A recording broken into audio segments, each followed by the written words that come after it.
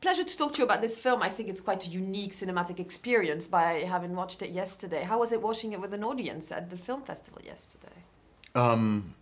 It was very exciting. You know, it's my second time seeing the film, and I think it's such a remarkable film that for me, I almost had to see it twice. I think the first time I was just really overwhelmed and in awe of Wes's imagination and the people that he collaborates with, the detail and in the puppets, the homage to Kurosawa and Miyazaki and the models and all of the extraordinary, I mean, it's a real feast for the eyes. And then last night, I think it was a much more emotional experience for me. And it was odd, you know, seeing it in Berlin and being so far from home and feeling the kind of political overtones that the film has.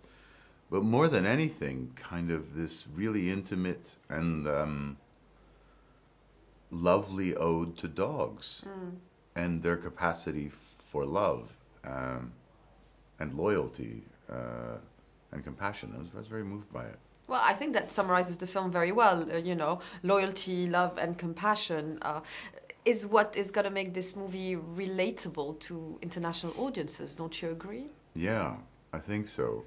And I think there's something in there a bit about Babel, you know. I'll wait till the cop car goes by. Speaking of Babel. Yes, exactly. You know, in terms of an international audience, I think there's something in the film about Babel, that Tower of Babel concept, that dogs may not share language with us, but there is this kind of unspoken silent communication that the relationship has been built on for centuries, and it's such a profound and deep and loving relationship, and that's a kind of compelling idea to me. I thought that was really smart that for an English-speaking American audience, and I think he's going to do the same thing in all the other countries, is that the language that the dog speaks is the language of the home country. So that everyone else is speaking gibberish. The Japanese are speaking gibberish.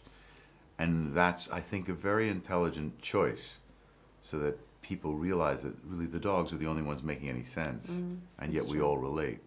How much were you part of the filmmaking process? Was it only voice recording, and was it a lonely process that makes you all the more enthusiastic for watching the whole thing? I had very little to do with it. Yeah. I probably spent an hour and a half to 2 hours recording with Wes at the very beginning, and everything else happened after that.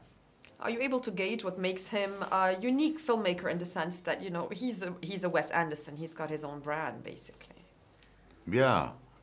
Yeah, I think Wes is, to me, you know, what part of what's so outstanding about Wes is you know, he has this incredibly fertile, childlike imagination, and his capacity for narrative is evocative of that time in all of our lives, from about the age of 2 to 12, pre-adolescence, when storytelling is just infinite. Storytelling, we have this infinite capacity and really facile imaginations, and Wes is one of the few people I know who's managed to maintain that throughout his whole life.